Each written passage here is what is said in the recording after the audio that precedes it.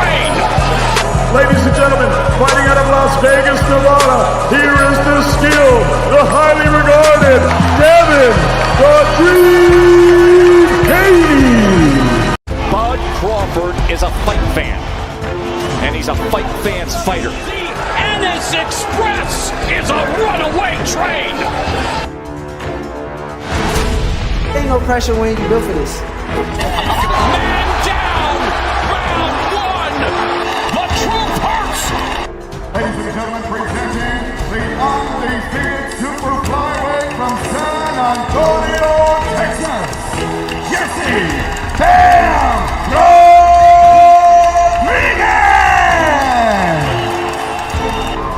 The universally recognized undisputed lightweight champion of the world, Devin the Dream Haney.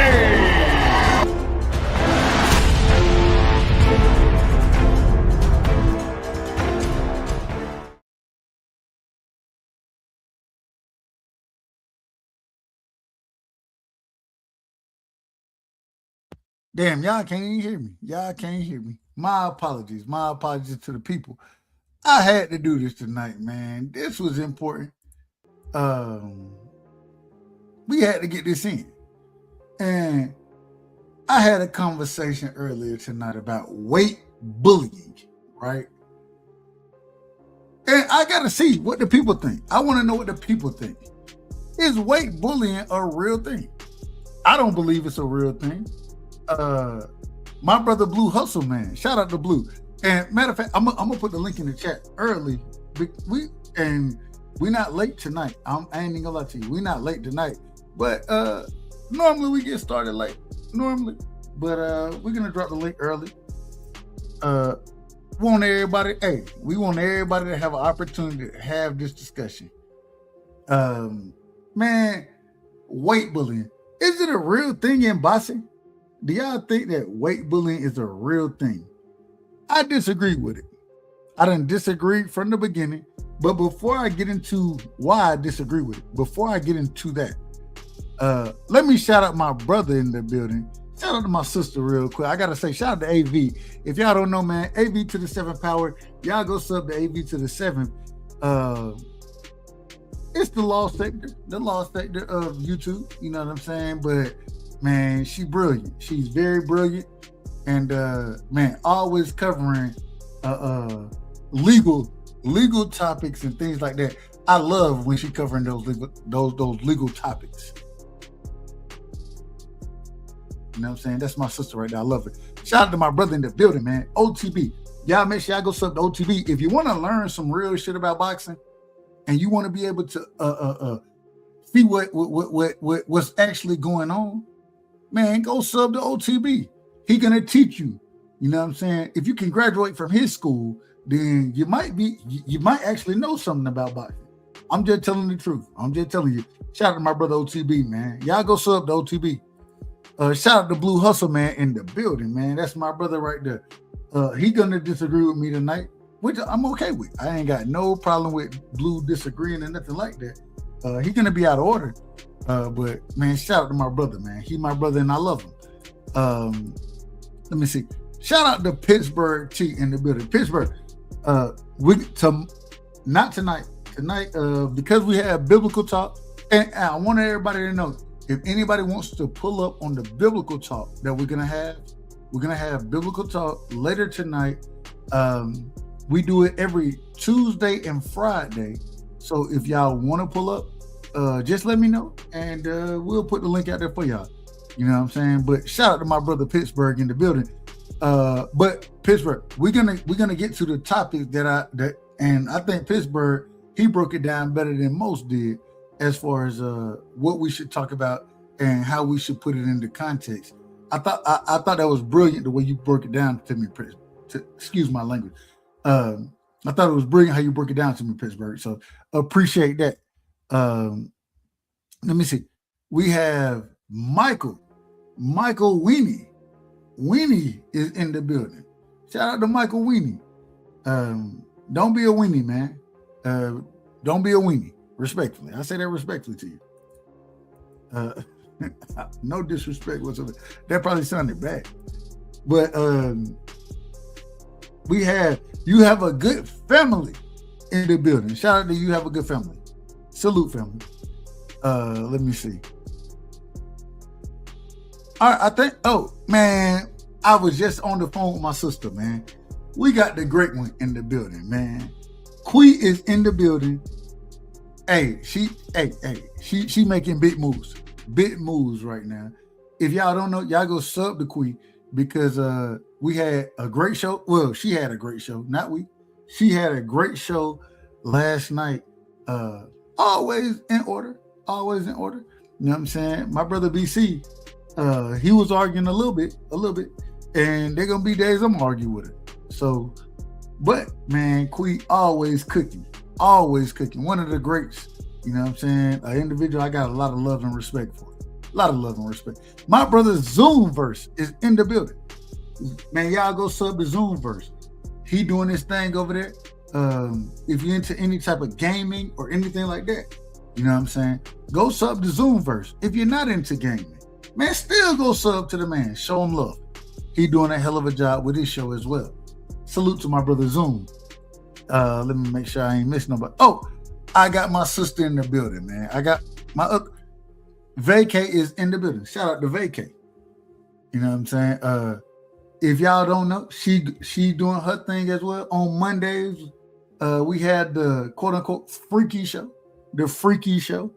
If you want to talk anything sexual, you know what I'm saying? Not always. That ain't always the conversation. But on Mondays, it is. So, but she doing her thing as well. Y'all make sure y'all go sub to Vacay. You understand what I'm saying?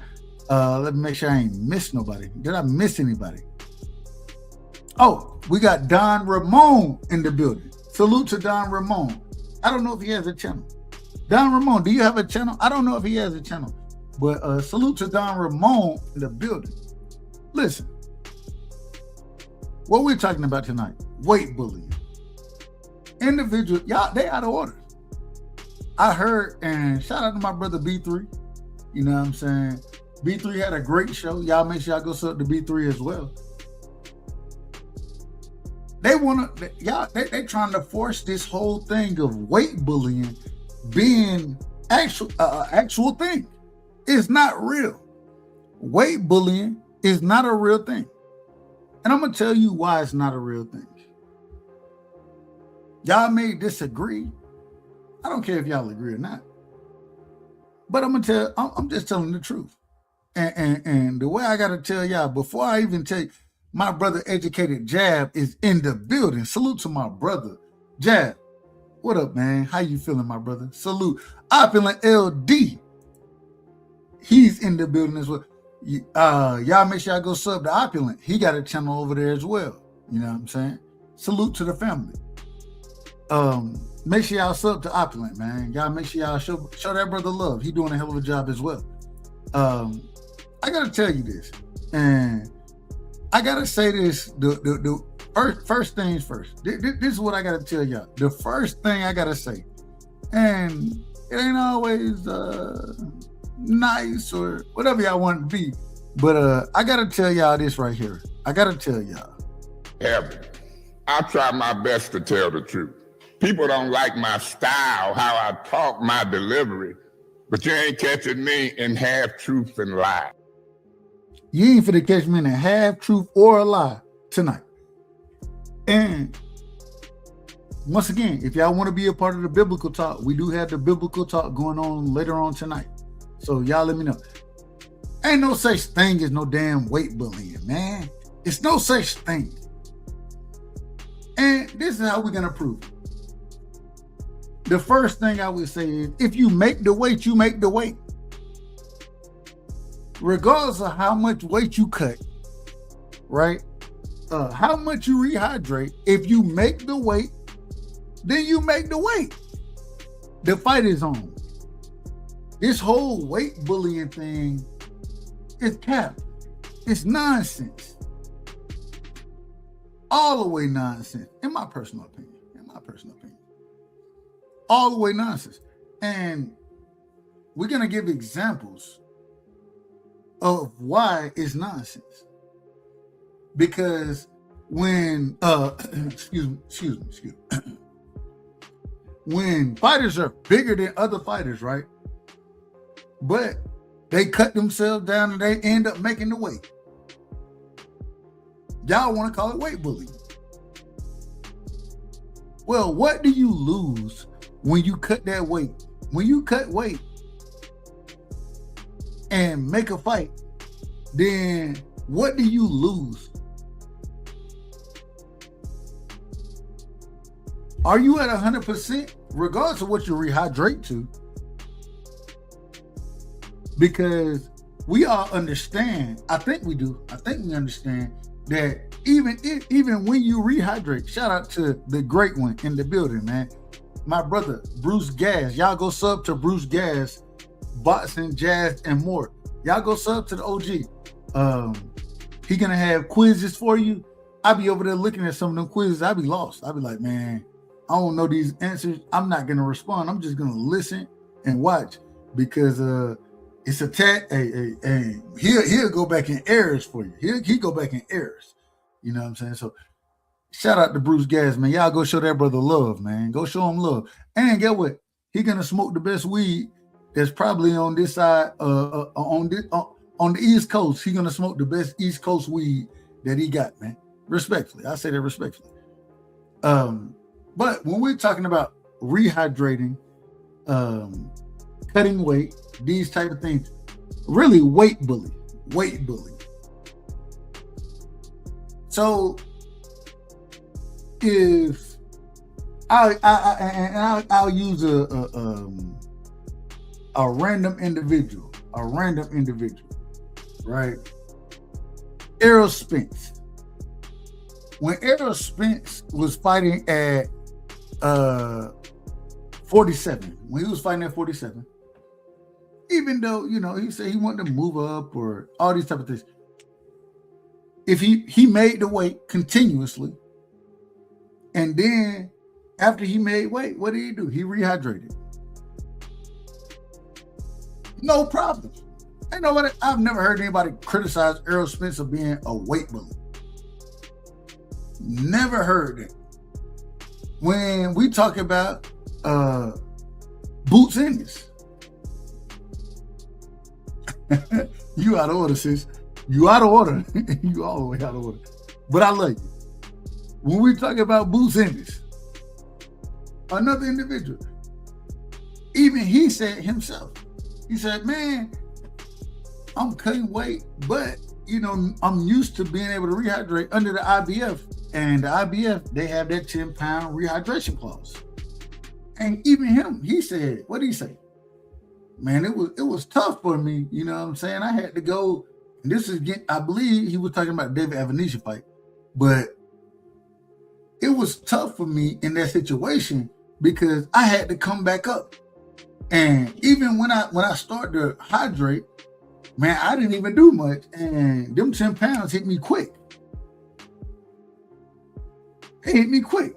He said he called his father and said, man, what I need to do? Do I need to run? Do I need to, man, what if I don't make this, what's gonna happen? They're gonna strip you. That's what the IBF gonna do. David Benavidez. When David Benavidez fight, according to the reports, I don't believe the reports. Me personally, I don't believe them. But according to the reports, the man will come in and make weight. And then in a day, he rehydrates, and now all of a sudden, he twice the weight, according to y'all, according to the reports. Twice the weight. Well, I ain't gonna say twice. He done moved up to, instead of coming in at, if it's 75, if it's 68, whatever it is, he done moved up to, or he's weighing in at somewhere around 200 plus. And and I'm glad you brought that up, Hustle. We're going to get to same day weigh-ins. We're going to get to that. Shout out to Mr. Chapman. Mr. Chapman, I just want to make sure, hey, that you're in order. You know what I'm saying? That you're decent. We're going to I'm not gonna run this show too long because we're gonna have biblical talk tonight. But just want to make sure you're in order. Stay off that foot, that leg. You know what I'm saying? Be safe out there, Mr. Chairman. We love you. I called you earlier, Mr. Chairman. No and we'll talk. We'll talk whenever. When we talk about Devin Haney, I hear people say, man, he made weight at 35, but he should be fighting at 54. Well, he made the weight at 35. He made the weight at 40. He made the weight at 47. That's what Devin did. That's what Devin did. Ryan Garcia, right? He made weight for Tank Davis at, I believe, what was it? 139. I believe that was the catch weight that they had. 139. Y'all correct me if I'm wrong. And then against Devin, he bust weight. He couldn't even make 40. Is Ryan Garcia a weight bully? If you don't make weight, that's what I consider a weight bully. When you don't make the weight. Y'all want to criticize these guys who are putting in the work, putting in the effort in the gym, and making weight.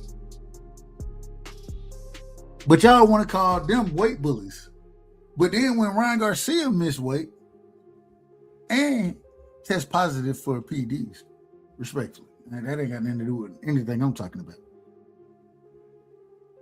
All of a sudden, I ain't never heard nobody sit here and say Ryan Garcia was a weight bully. I ain't heard none of y'all say it.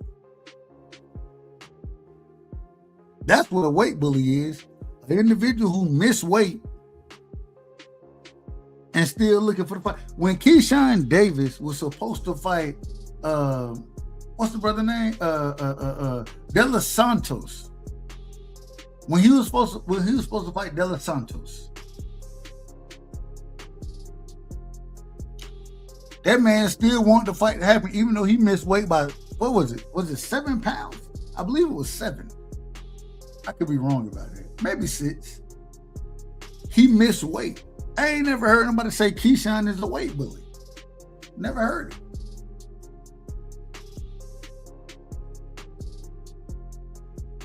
Y'all don't have a problem with this? The people, when Shakur Stevenson, and I love Shakur. Y'all know I love Shakur. I love him. When he was at, I believe it was 26. When he missed weight, who called him a weight bully? I didn't hear it. I didn't hear the nonsense. Maybe it was 30. It might have been 30. I'm pretty sure it was 26 though. Pretty sure it was 26. But maybe it was 30. I might be wrong.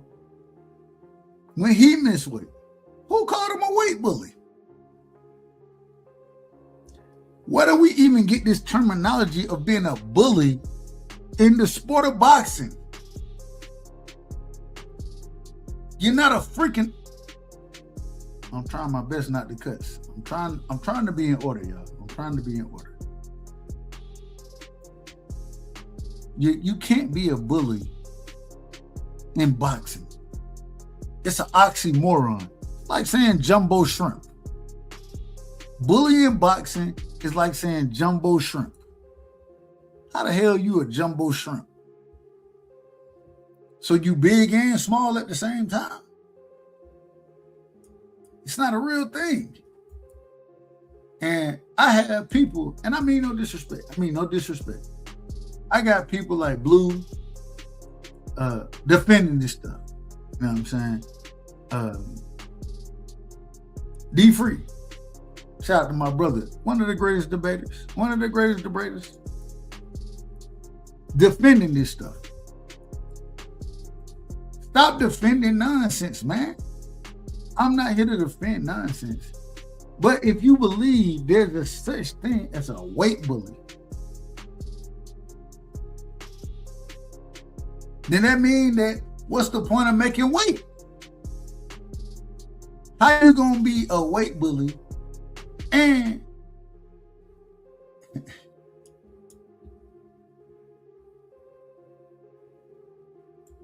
how you gonna be a weight bully but you make weight? Once you make weight, it ain't nothing but you and the individual. The scale is one thing, right? That's one thing. But the next thing is after we beat the scale and we done made weight, it's time to fight.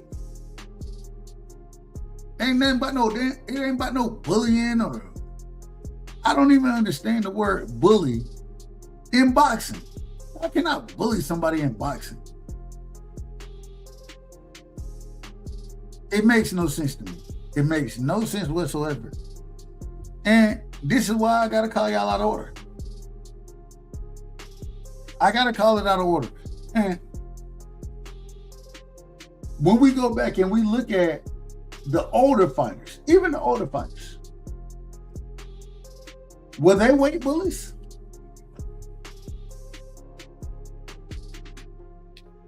Was Sugar Ray Robinson a weight bully? Roberto Duran, was he a weight bully? Tommy Hearns, was he a weight bully? Hagler is the only one who continuously fought at his same division. Shout out to Hagler.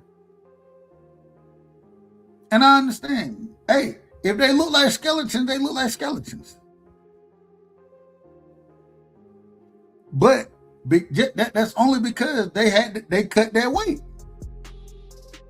You lose more cutting weight than you do.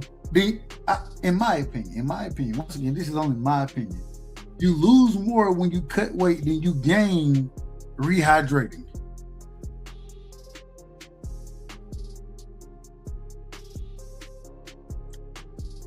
Let me say that again. You lose more cutting weight than you gain rehydrating. So I don't know how y'all see these things. All I'm asking is at the end of the day,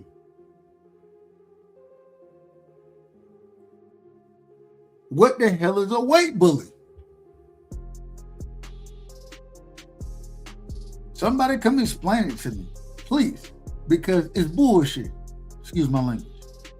But it's BS. It's nonsense. And the reason y'all utilize these terms,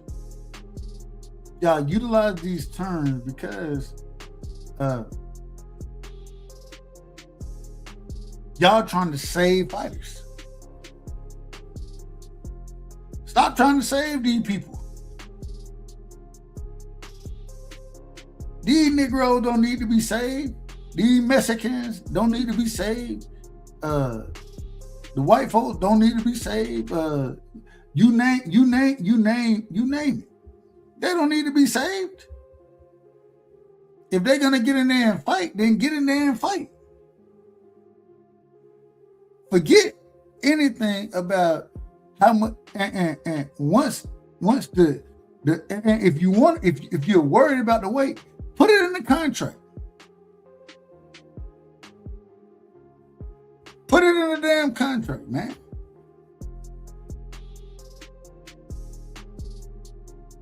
Hey, my bad. I believe the link is at the top. Did I post it? I thought I posted it to the top of the chat. Yeah, I'll drop it again. My apologies, sis. I got you. She said drop the link. I got you. Hold on. There you go right there. Hold on. Let me put it over here. Let me do it this way. All right, there go the link. If you want to pull up, feel free. I ain't got no problem.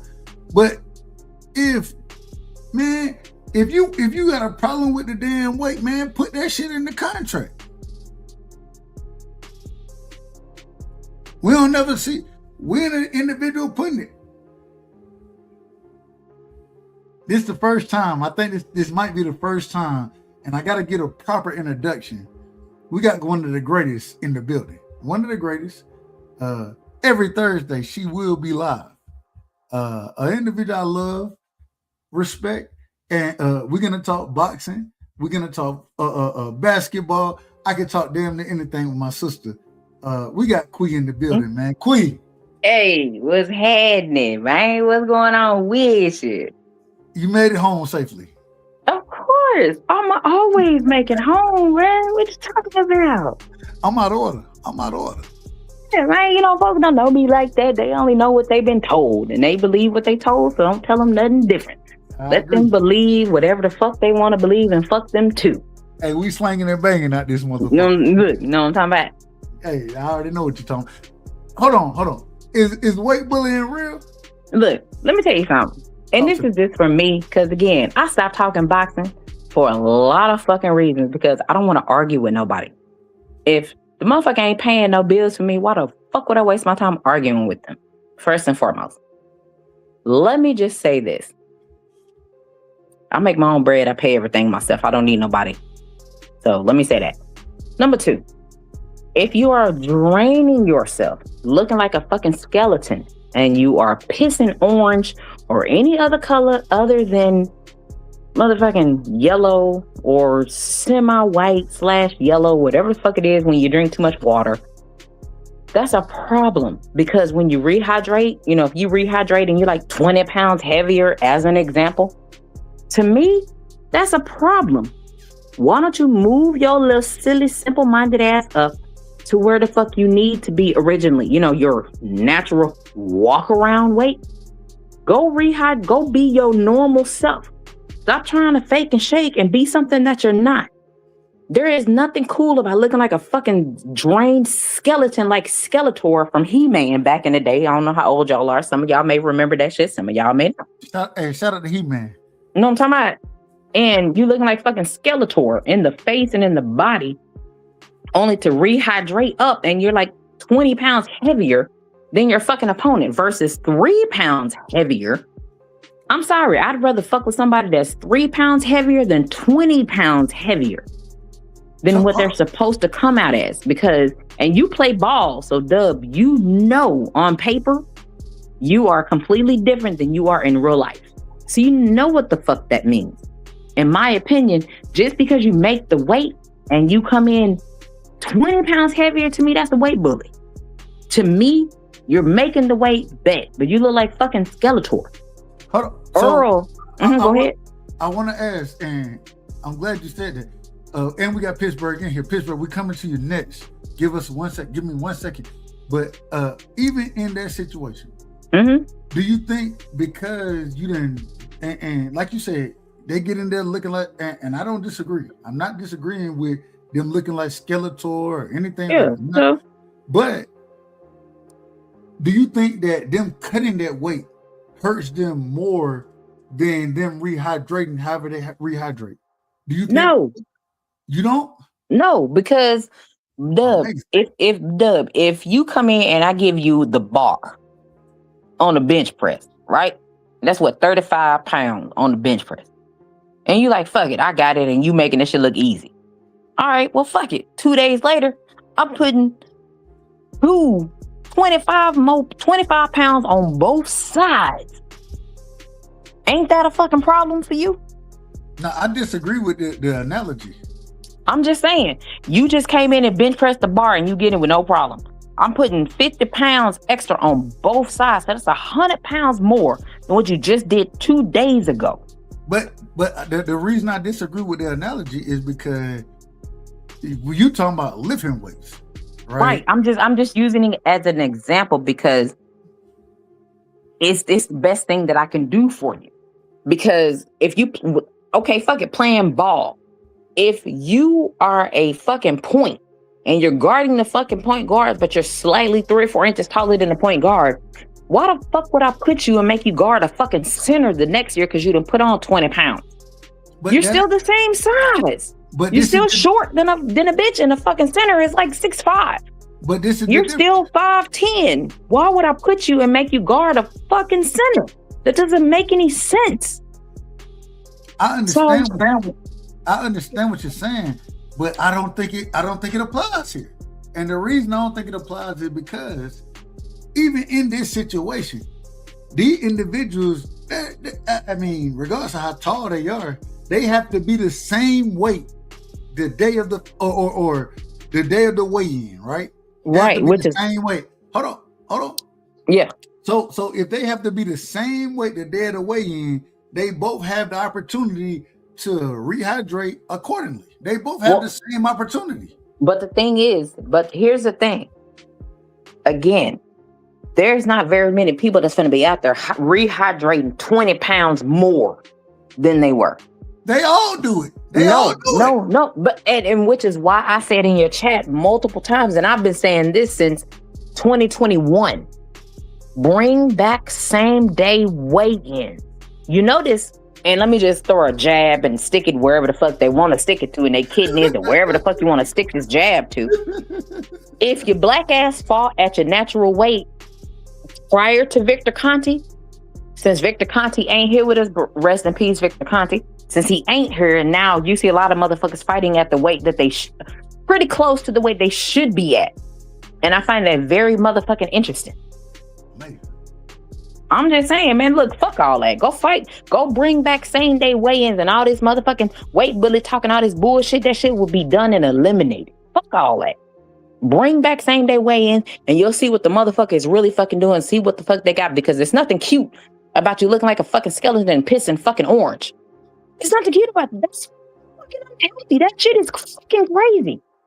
Why would you want to shrink down to 135 and then when you fight, you 165, 160, 155? What the fuck are you doing? Because you want to have, you mean sacrificing your body and your health and your mental health just so you can have an advantage? Like, it's worth it? I'm sorry, it's not. It's not like they got a fucking exit plan in boxing. You either fighting or your black ass ain't fucking fighting. That's all I'm saying, bro. And I mean, take it how you want to. But there's no way I'm gonna be sitting here, and granted, again, I've lost 50 fucking pounds in a year. I'm not fucking stressed out anymore. I don't gotta worry about my money going to lazy motherfuckers that don't want to do shit with their fucking life. But what I'm saying is this. Ain't no motherfucking way you can pay me money to make me put on 50 fucking pounds just to be heard and understood. It's not fucking happening. I gotta say this real quick. Shout out to Knight Rider in the building. Salute to Knight Rider. Appreciate you pulling up, my brother. Shout out to Angie Baby in the building. Salute to Angie Baby, man. Much love and respect. You know I love you, Angie. Shout out to DJ in the building as well. And we got, man, shout out to Cassandra in the building. Hey, man, salute to everybody, man. Salute to all y'all. Y'all make sure hit the like button. Hit the like button. You know what I'm saying? I gotta disagree with you. Of course you do. I would not expect you to agree with me, bro.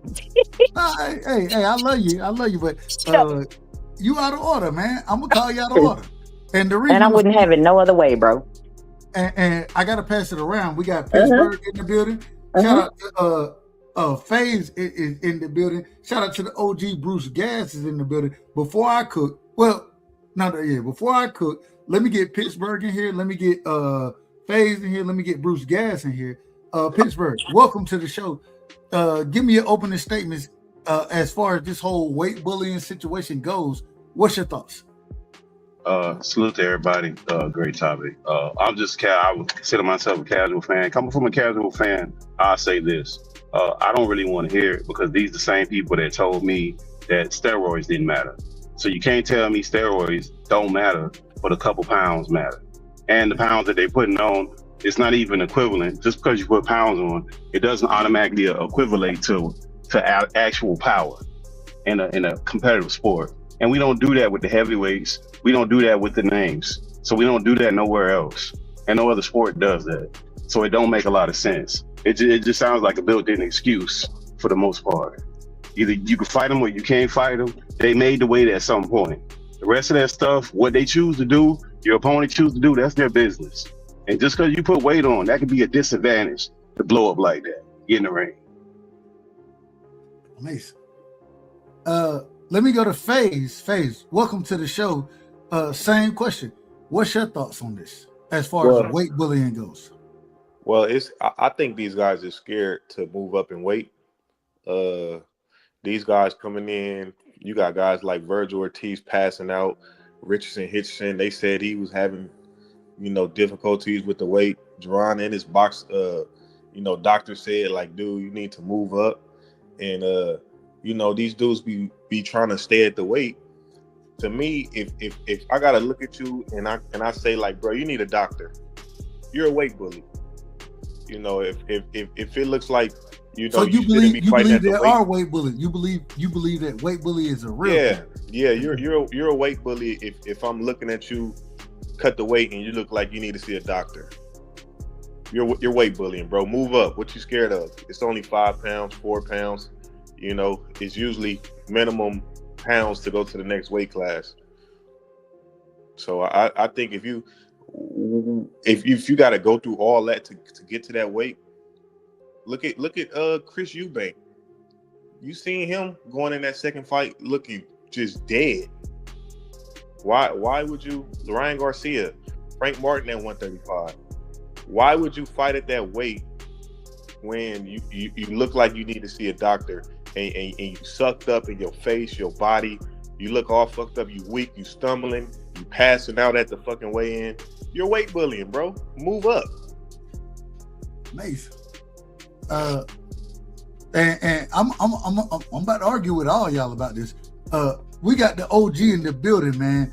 If y'all don't know, man, y'all make sure y'all go sub to Bruce Gas. You know what I'm saying? He has what is it? What's the word I'm looking for? Damn, I can't think of the word I'm looking for right now. But he has one of the great, man. What is it? Not Jeopardy. What is Jeopardy? Jeopardy is what type of show? Trivia. A great trivia show. Thank you. Trivia is the word that I was looking for. A great trivia show, man. If y'all don't know, man, y'all go pull up on Bruce Gas. Man, he has a great show. There be times I be over there listening. I don't even say nothing. I be like, man, I don't even want to get into this because I don't know a lot of this stuff. And man, I learned a lot from being on Bruce Gas panel or watching the show. But Bruce Gas, talk to me about weight bullying. Do you think that's a real thing? Well, it's definitely, it's new age, because see, I'm gonna tell you guys a little bit of trivia. When they changed same day weigh-ins, it was back in the early 80s. I'm gonna say 1982, and it was a Friday night just like this, and I was at a friend of mine's house. It was a light heavyweight title fight. It was Michael Spinks against Eddie Mustafa Muhammad, and it was on HBO. Boxing, it wasn't like it is today. It wasn't like saturated where you got every fight, the zone. You didn't have any apps or anything like that. There were certain stations, HBO, not Showtime wasn't even carrying boxing at the time. You had your ESPN and your USA. But anyway, this was a big fight. It was a big deal. Boxing fans were anticipating it. Eddie Mustafa Muhammad didn't make the weight, and they had to cancel the fight. And this put HBO in a tizzy. They didn't have any backup plan. They didn't have any go-to, and it fucked them all up. They had to throw a movie on there. They were losing subscriptions. People were all pissed off. And at that same time, Dooku Kim, who died with fighting with Ray Boom Boom Mancini, it was same day weigh-ins. He didn't make the weight, so he had to go put his rubber suit on, get on the beach and run. And so and he died on national TV. So that was another thing that they attributed to same day weigh-ins. So financially, same day weigh-ins didn't work in the HBO side of it. And physically, look what it did to Dooku Kim. So right there and then they said, let's change this. Let's do it day before. It'll make it safer. It'll give the TV networks a chance to change their programming. It'll give the boxers a chance to if they can't make the weight, they can't make the weight. They got a whole day to rehydrate. So this is the history of same day weigh-ins. Now we have we have boxing's really it's a whole different sport right now. I mean, I thought it was crooked back in the day when the mafia was involved in it. I mean, now we got snake salesmen and we got fucking certified nutritional coaches and weight management gurus and all these other fucking guys. And yeah, man, they know how to rehydrate the body now. In 24 hours, they can put 20 pounds on you. We saw it when Arturo Gatti fought Joey Gamache. Go watch that fight. Google it, and you want to see a fucking 20 pounds against in that weight division, in the lightweight division. You want to see the difference that it makes. It was just so fucking obvious. But this is why now it fighters have taken advantage of it. They know how to manipulate it. I think it should go back to same-day weigh-ins because I think that the safety of the fighters is utmost important, and we can monitor that. We can make sure we can have unofficial, not day of the fight, like to have the ceremonial weigh-ins. We can have the unofficial before the fight ceremonial weigh-ins to make sure the fighters staying healthy, losing that weight, not artificially, or he's not going to have to rehydrate. So this is what boxing's come to today. But I don't want to take over the show, man. I just wanted to say hello. I love this topic, and let's hear what you cats have to say on it. Well, and since I let everybody good right now, but we and y'all be ready. I'm coming back to y'all. I disagree. I think that so they with the same day weigh-ins, I do agree that as Bruce broke down, the same day weigh-ins, the reason they got rid of them is because it wasn't good for business, but also as far as fighter health go, it wasn't good for fighters' health either. You know what I'm saying? I think both things can be true at the same time. And my thing is at the end of the day, shout out to my brother Piro in the building. Piro, I got you. But at the end of the day, my thing is, man, if you make the weight, and regardless of how much weight you didn't cut or did anything like that, especially in these lower classes, these lower weight divisions, things like that, regardless of what the weight is that you've cut, I think that you cutting that much weight and you rehydrate however you rehydrate, it's a detriment to yourself, right?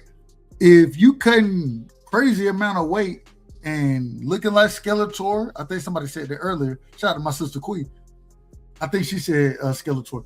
But if you looking like that and you out of order as far as cutting weight, then move up. But if you can make the weight and then still go out there and win fights, I don't have a problem with it.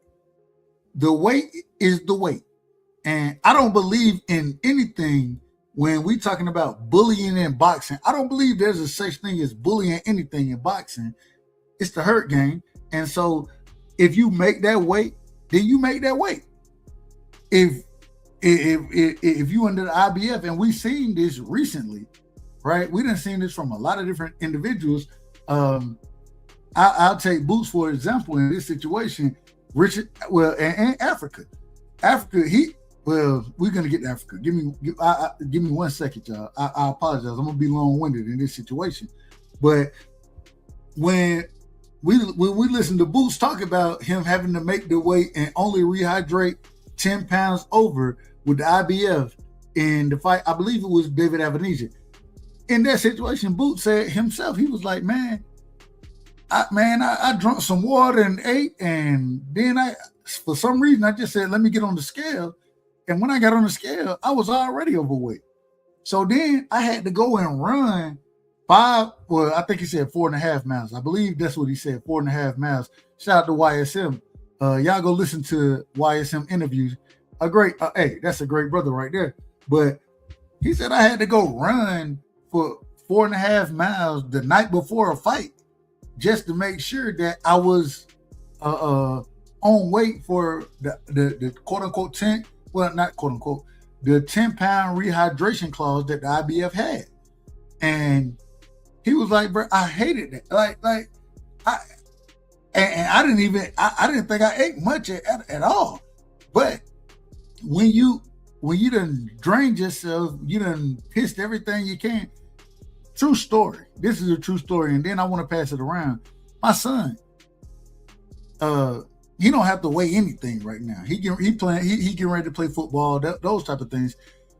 Man, the man weighed he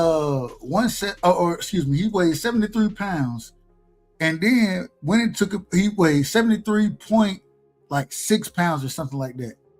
Went and took a piss and came back in and weighed 72.9 pounds. And I'm just saying,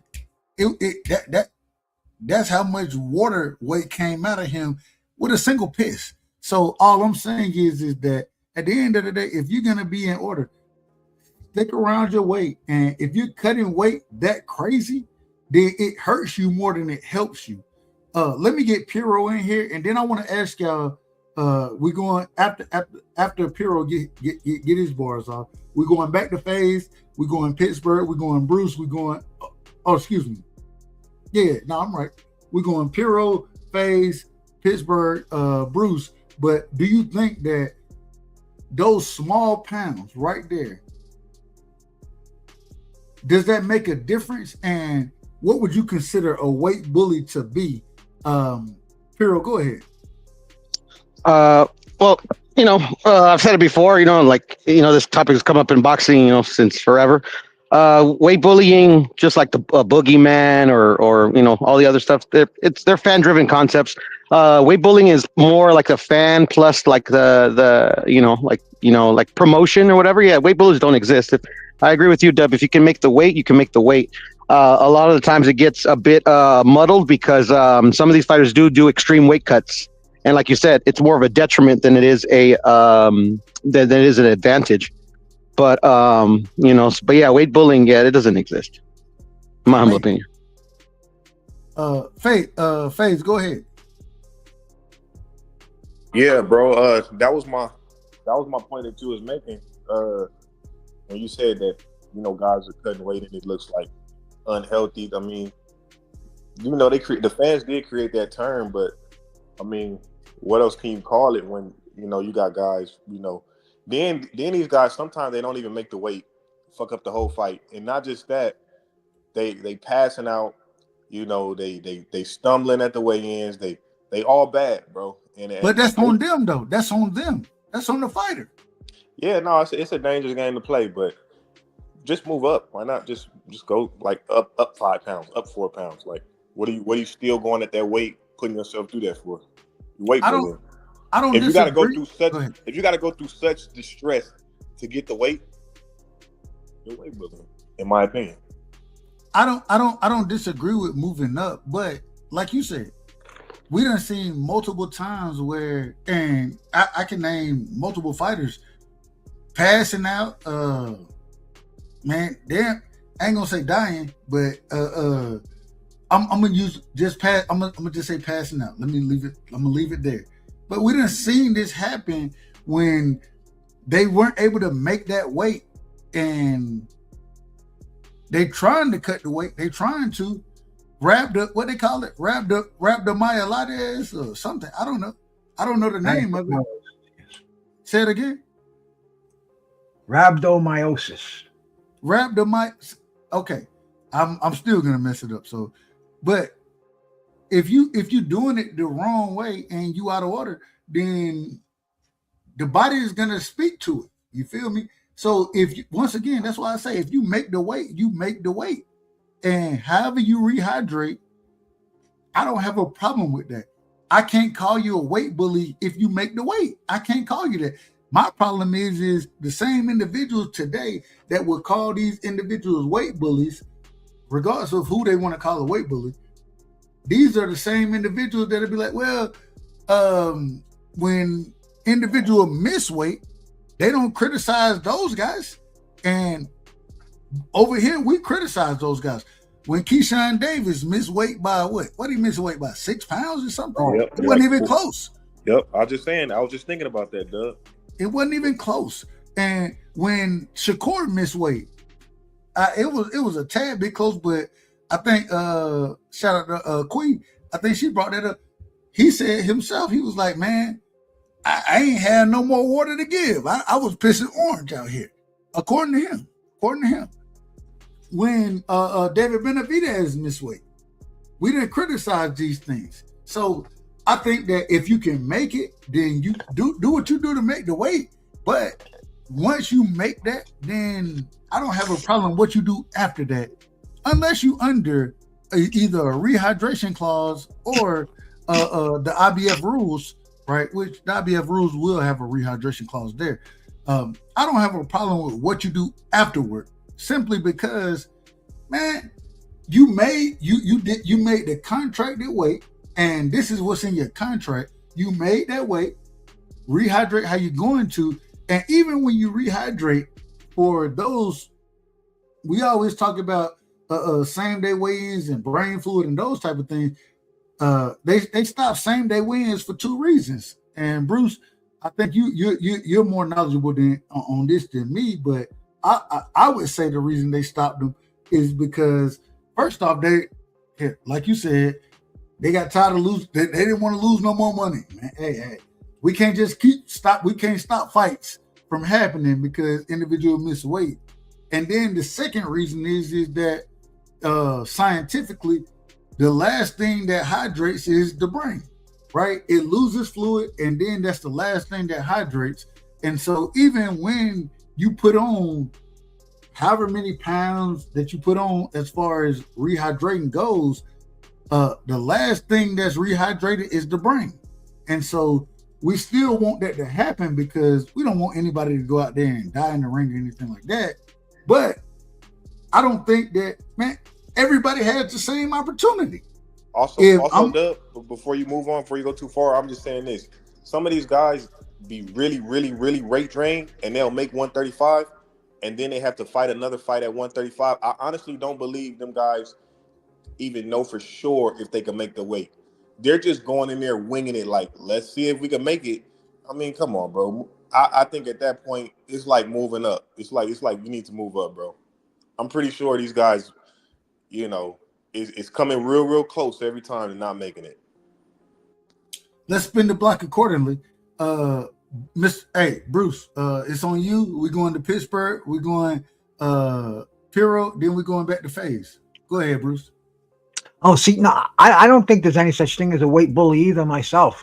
If you're going by the rules, then you're not breaking any rules. How can they call you a weight bully? But yet, the way they set these rules up and the way that the fighters camps know how to abuse them, I mean, they can do other things. They can put other safety factors in place. Like I said earlier, they can have weigh-ins a week before, where you know, if you're in a danger zone, you know, they've done it with unofficial fights. Asim Rockman's kid told me they did it with him when he was going to fight Jake Paul. They just came in, had him go on the scale, said he weighed too much, and the fight was off. But anyway, there are other things that they can do because right now it is a problem in boxing.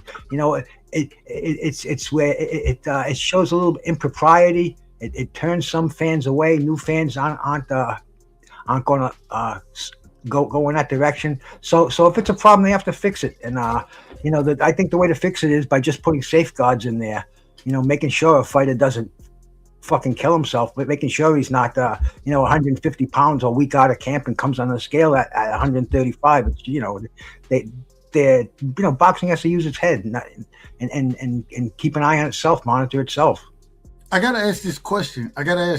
So even if, and I don't disagree with what you're saying, Bruce, but even if, so say that an individual, and I think we all think that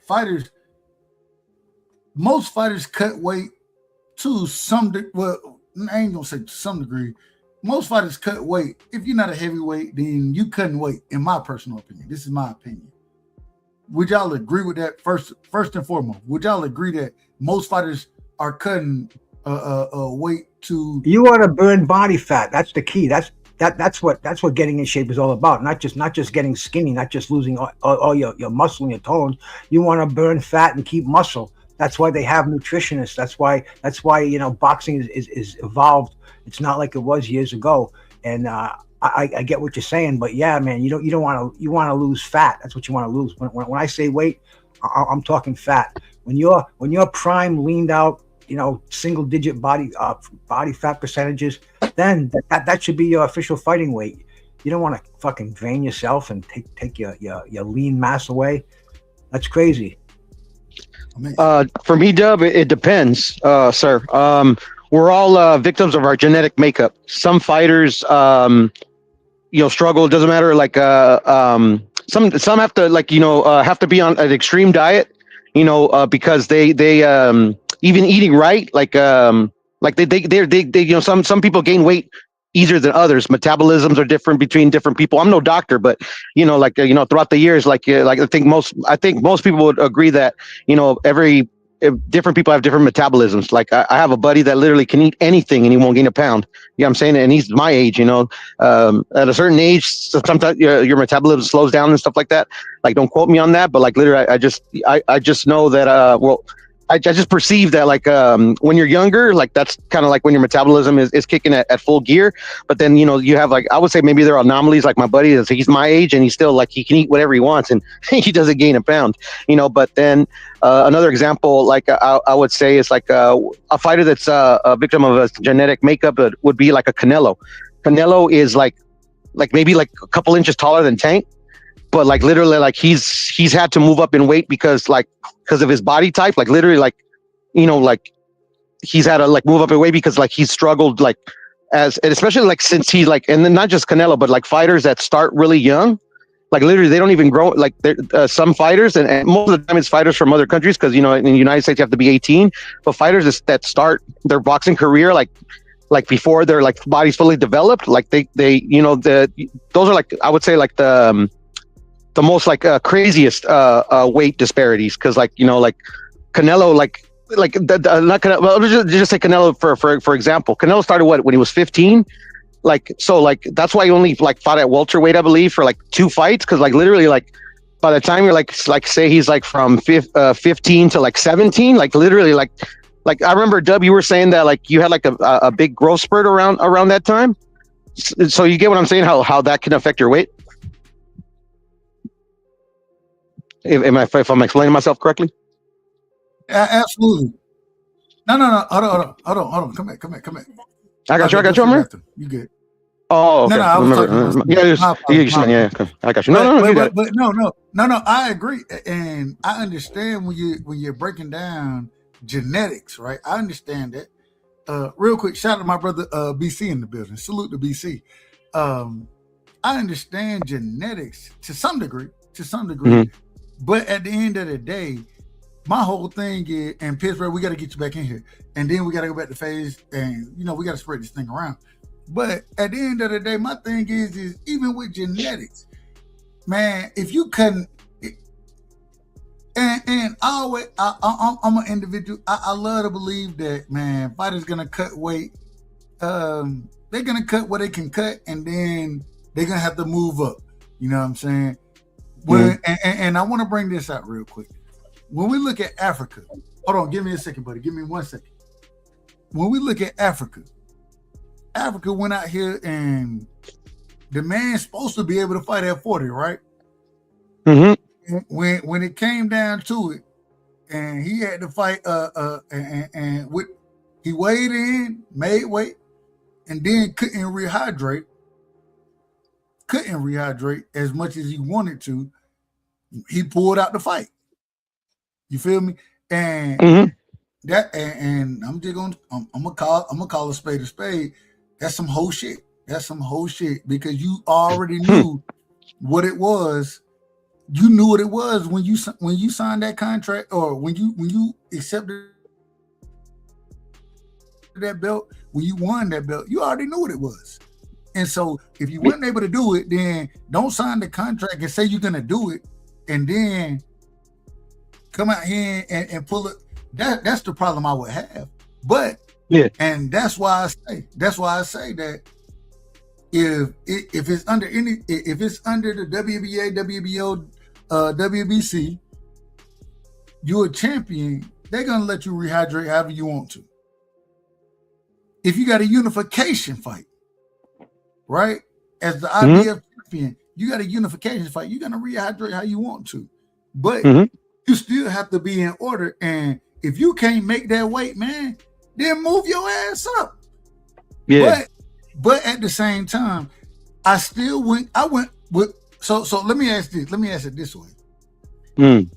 Africa couldn't make that weight. He said he got sick, but I believe it was because of what. Does anybody believe Africa could have made the weight and he truly got sick? Does anybody believe that he truly was sick?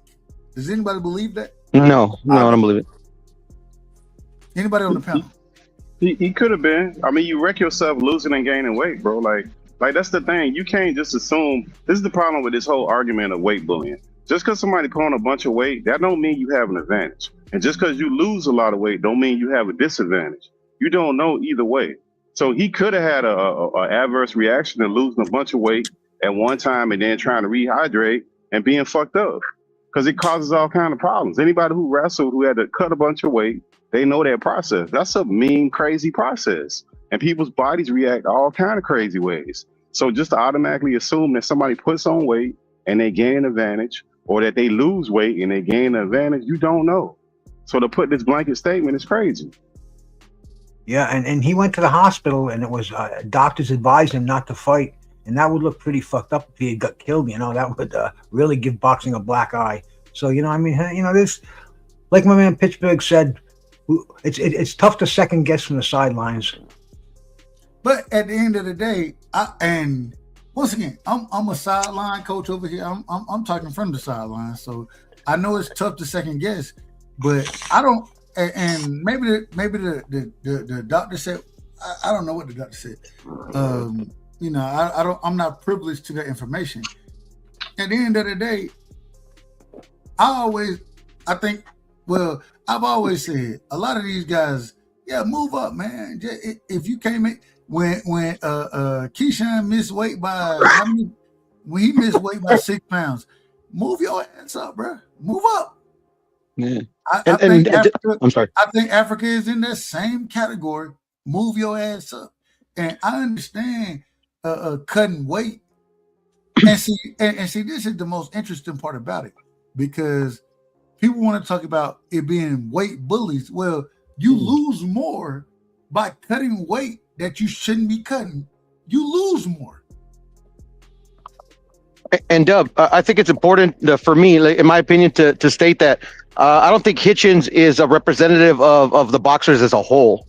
I think he's an outlier. That situation, what happened with Keyshawn, with Shakur, that, you know, for if you know, like I said, I don't know these fighters. I don't know if you guys know these fighters, but like they say what they say, and you can take it with a grain of salt. You can you know, believe them or whatever. But like just those certain situations, I don't think are indicative of most boxers. Like most boxers, especially the boxers that literally truly count on fighting to make a living.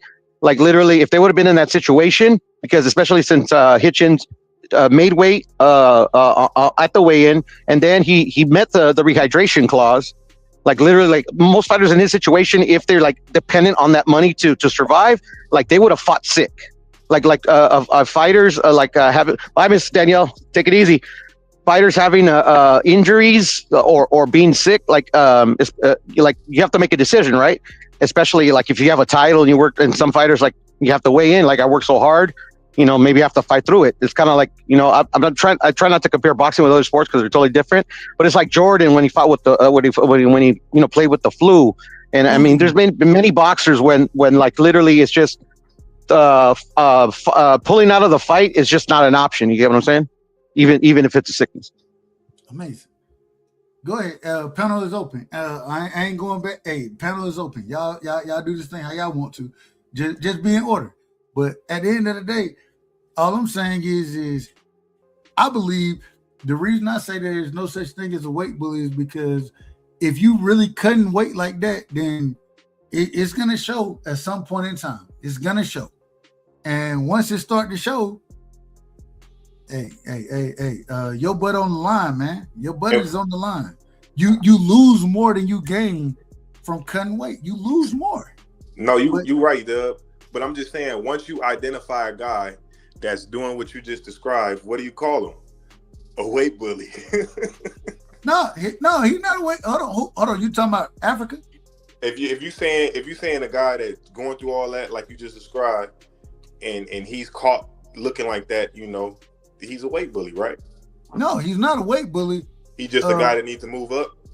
Yeah, well, yeah, absolutely. Once again, so the reason I say he's not a weight bully, if you can't make the weight, and clearly, even in this situation, even with the rehydration situation that he had to go in with, you know what I'm saying?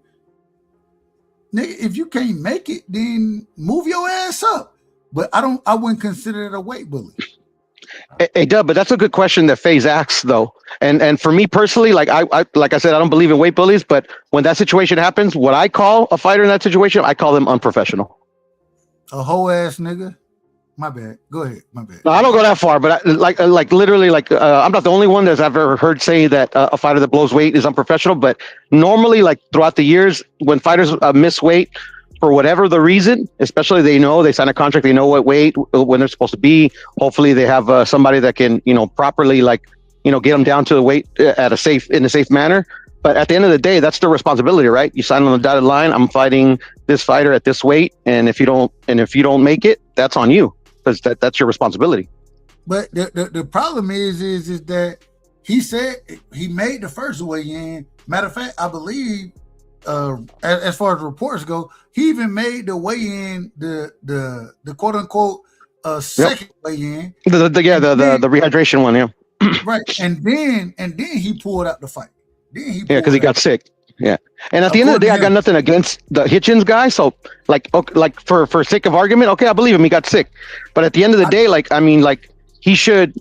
I mean, at least for me, I don't know. Like everybody's different. I would be like, I got sick. It happens. My fault. Let's reschedule. Let's get it going. But no, I hear he's moving up. None of that. He didn't do. I hear he's moving up. Exactly. Whole ass nigga. But then, just to give him the benefit of the doubt even more, Dub, maybe he's been struggling with the weight, and he's just like, okay, fine, for whatever the reason he got sick, maybe it's just it came up to a head. He's like, I'm sorry, my bad. I mean, he hasn't said that, but I gotta move up.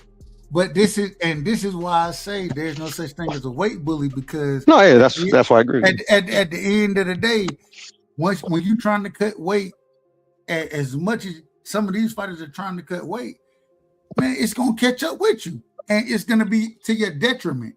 It's not gonna be your success. It's gonna be to your detriment. You know what I'm saying? Yeah. So that's why I say weight bullying is not a real thing, in my personal opinion. Let me get Bruce Gas back in phase. Pittsburgh, we're gonna spin the block accordingly. But go ahead, John.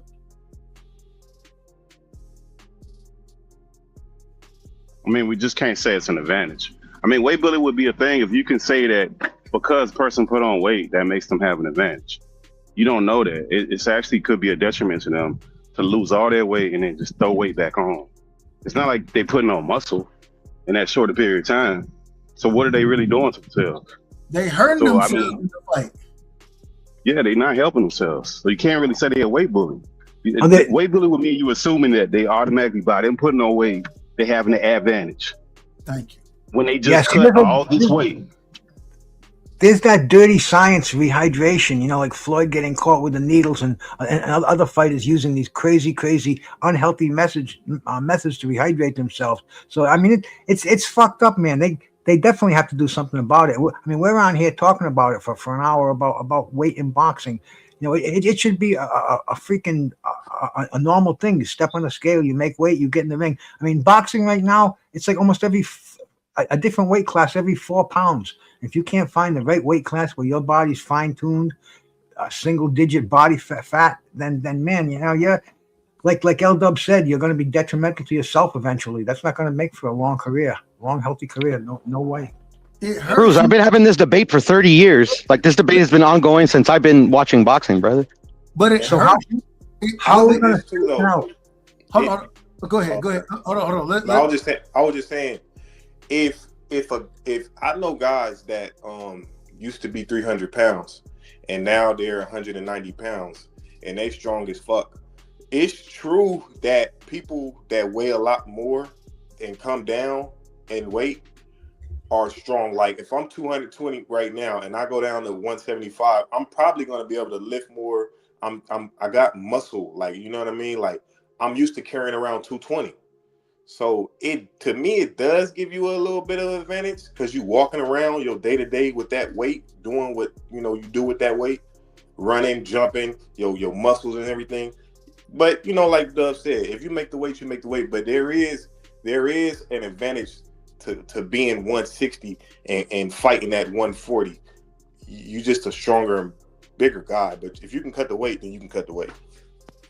I mean, but in one day you're gonna gain that weight. In one day, you talking about people lose weight over a period of like months, probably years. And one day you're gonna blow up all this weight and it's gonna be an advantage. Like no, I'm not saying you're gonna gain the weight and be an advantage, but I'm just saying like your physical strength overall as like a human, you're going to be stronger than a guy who is 145 cutting to 130 versus you're 160. You're usually going to be stronger than that guy.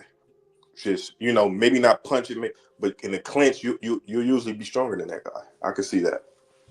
Let me do things the right way. Hold on, real quick. Let me do things the right way. We got my brother in the building, man. Straight out of California. He probably just getting off from work. Respectfully. Shout out to my brother Mex in the building. Mex, what's going on? What's your thoughts on weight bullying in the sport of boxing? Well, what's good? What's good with the panel? You know, I'm glad you asked me my professional opinion, you know, being the local big dog around here. So, hey, shout out to the big dog, man. Bro. Hey, shout out to the big dog, man. Shout out to the big dog. Shout out to the big dog. You know, anytime I'm on the court, it's mouse in the house, you know what I'm saying? But I would say I think there's advantages and disadvantages. Obviously, your disadvantage is your whole training camp and trying to cut that weight. And then maybe once you get in the ring, if you can rehydrate properly, I mean, it might give you a slight advantage, but that's just part of the game. If you really want to get rid of this shit, go back to same day weigh-ins how they used to do. You don't make the weight, fights off, or you fucking lose half your purse or some shit like that. And just go back the same day. Wow, how much you weigh before you get in the fucking ring? But you can't go back the same day weigh-ins. You can't do that. And the reason you can't, I mean, you can. There's leagues that do it still. Well, you can do it, but and I think Bruce Gass, he brought it out the best as far as why they don't do it now. It's too much money on the line with these fighters these days. That's the first thing. The second thing is that health reasons. The last thing that, and I don't even think when you rehydrate, however you rehydrate, the last thing that rehydrates is the brain. You know what I'm saying? So that's the health situation that you will have. Well, that's what I'm saying. Is so it's unhealthier to do it the way they're doing it. They do same day weigh-ins before they get in the ring. Yes, the money issue is an issue. You could a fight could be off without them making weight, but then that's on the fucking fighter. It's not on nobody but the fighter. Like if it's same day weigh-in and you don't even have to cut weight, like how are you not making weight? Like then you are weight buddy. Promoters and stuff though, you know what I mean? The people that because there's you and stuff, you know. One FC, the MMA, I believe it's over in Japan. They do same day weigh-ins, but they also keep track of your rehydration months out from the event. That you can only have certain percentages of along the way, so to make sure you're in the right weight class. At the same time, you know me, bro. I'm an old school dude. I think it's just some pussy shit for the new generation. Because back in the day, that weight class was almost 20 pound, you know, there's a 20 pound window, you know what I'm saying? Before they started all these junior welterweights and all that bullshit. Now it's 6 pounds. They know fighters are draining themselves to make that weight. They don't want that drained fighter to go into the ring. They want them to rehydrate. But they're always going to do it though.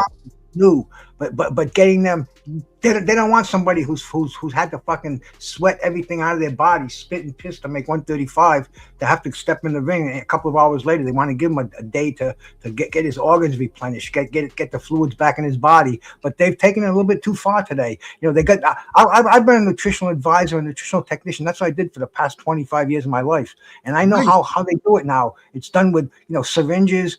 You rehydrate muscles. Yeah, IVs. Years ago, they had no idea about electrolytes, how to add potassium. I mean, it's a science right now, and they abuse it, and you're gonna see fighters die, and that's the sad that's part on them. That's what they signed up for. It's on them, yes, but it's still gonna give the boxing promotions a black eye. And Bruce, at the end of the day, it's on the fucking fighters. And Bruce, at the end of the day, that's the core of the issue when it comes to weight.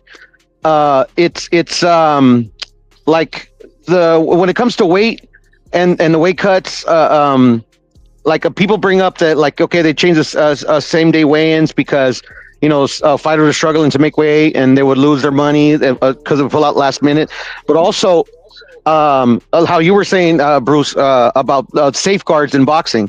So like I was saying, this debate that I'm pretty sure it's been longer since the inception of these fighters are like training themselves to make weight. Like literally, like the safeguards is the issue in my opinion. Like the people that are supposed to be in the best interest of the fighters aren't on that time. Like they like you said, you were in the nutrition business. in boxing, to me, the shadiest part of the sport is not how they're saying that, like, oh, the judges can be bought and this and the other. To me, that's all made up stuff for whatever reason.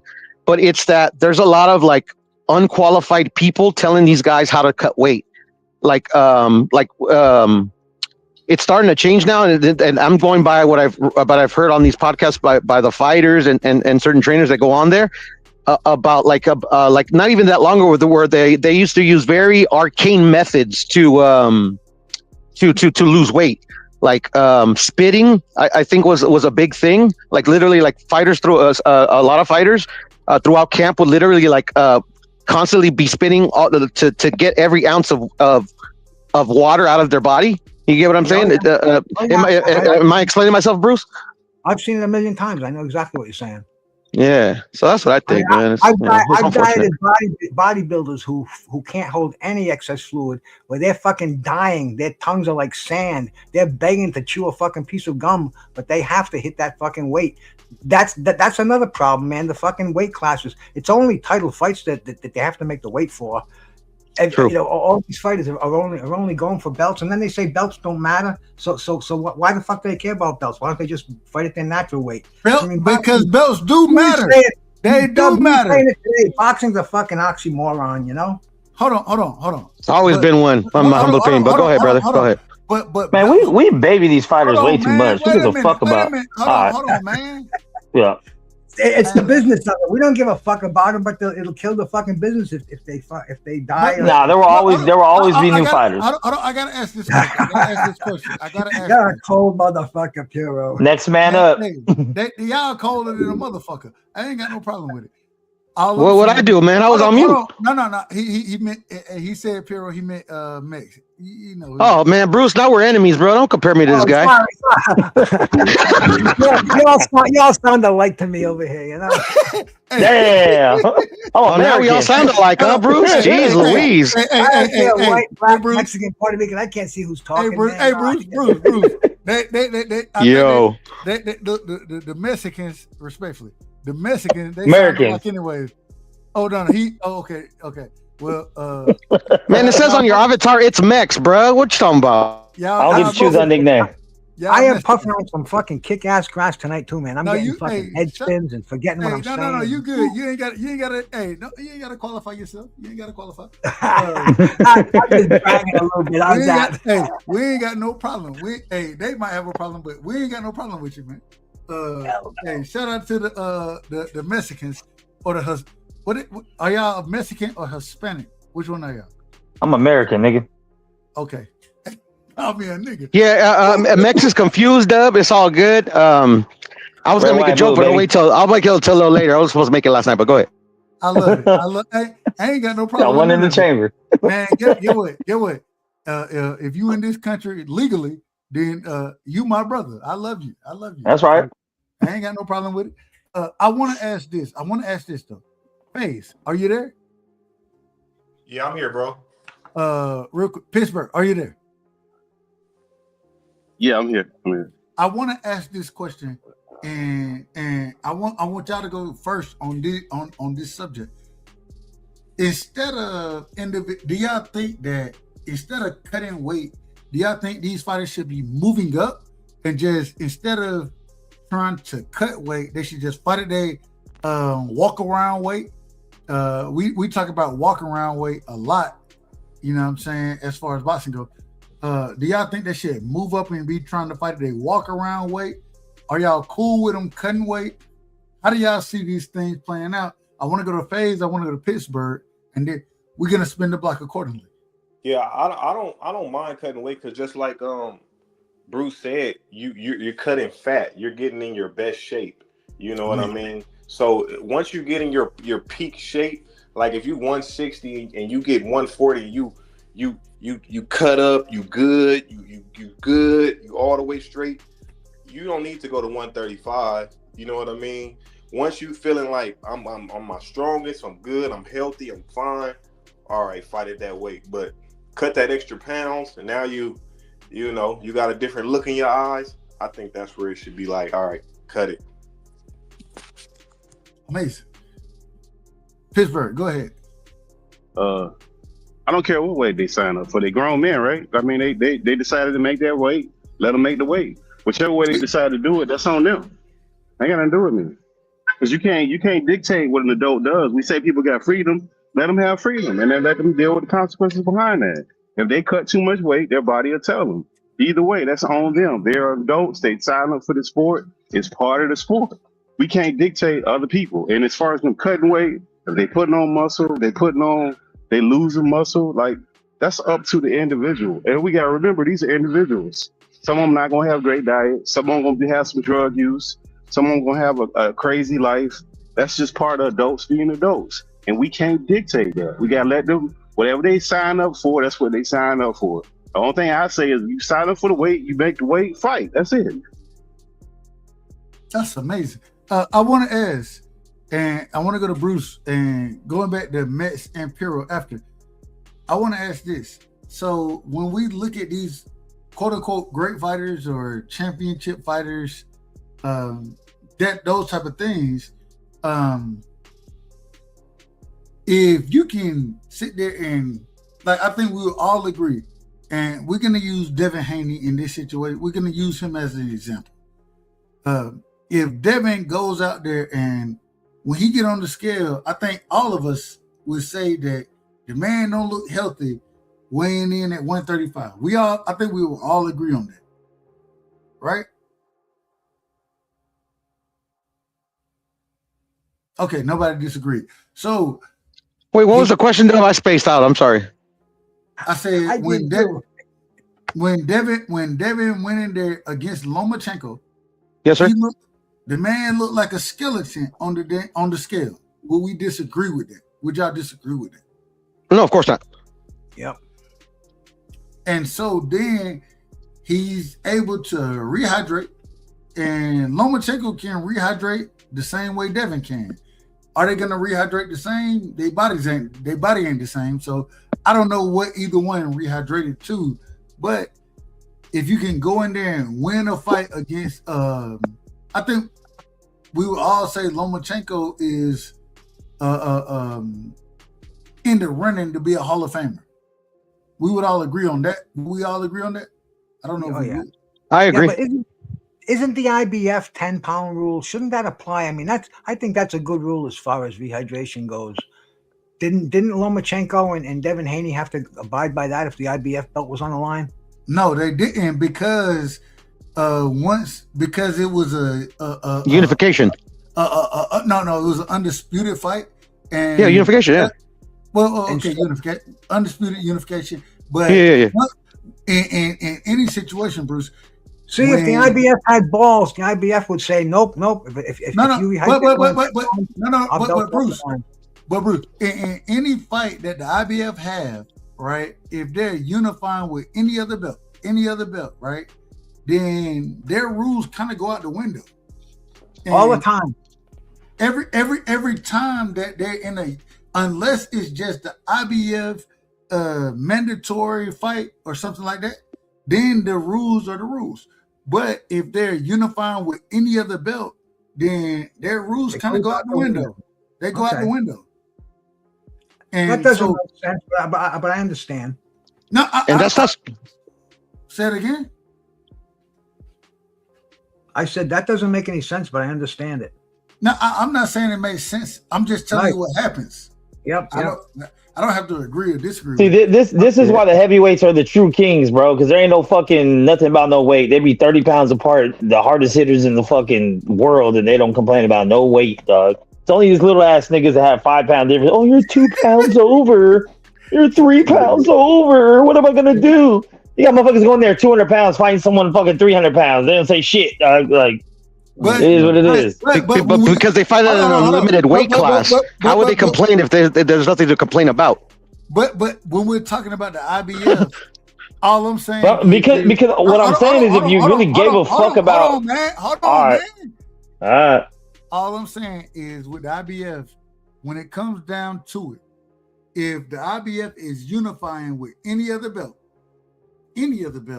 then this whole Chichi stuck in the storm, fool. Huh? The IBF rules go out the window because once that unification start to happen, then it gets rid of that 10-pound rehydration clause. It gets rid of it if it's a unification fight. Yes, sir. If it's not, then you got to be in order and you got to stick on it. Hence the reason I'm on Africa. Richardson Hitchin, I'm on his ass right now. Well, that shit sounded crazy. But jeez Louise. But I don't live in New York, so I ain't got to say pause about nothing. I'm gonna fucking say because I'm gonna say it anyway. No did it, man. But because and that's why we see, in my opinion, and that's why I call Africa Richardson Hitchin a whole ass nigga, because I don't believe that he was sick of any of that. I believe that, as you would say, Bruce, he didn't have that opportunity to rehydrate the way he wanted to because he was the IBF champion and it wasn't a unification fight. He had to stick to those rules, and him sticking to them rules, he, according to him, he said, "Man, hey, I didn't feel good." Well, I don't care how you feel, man. Take your ass in the motherfucking ring and fight. And Dub, like the fighters do have a choice of what sanctioning body belt they want to fight for. Like he doesn't have to. He didn't have to become the IBF champion. No, and a credit to him that he became the IBF champion. And also, just to add, before I forget, because I've been trying to make this point, I agree about kind of what Bruce is saying and what you're saying about how the rules kind of go out the window. And in my humble opinion, any rule that's been instituted by a sanctioning body to help a fighter's safety, I believe is more of a smokescreen. And sometimes it doesn't start like that, because like literally, like when the rounds went from 15 to 12, then they changed the same day weigh-ins. Like they tell us that it's for boxer safety, but then when the rule that they implement becomes a detriment to the boxer, they don't adjust it. So is it really about fighter safety? Never is. I will say this. I do believe it is to some degree about boxer safety as far as rehydrating, because from what I've looked at, the studies show that, hey man, the last thing that's rehydrated is your brain. You know what I'm saying? Mm-hmm. And that's where you're getting punched at. So I do believe that there is some level, but even in, and this is where I can kind of agree with you, even in that time frame, your brain doesn't rehydrate nearly as much as your body does. It doesn't. It's not even close. It's not like it takes the brain to rehydrate.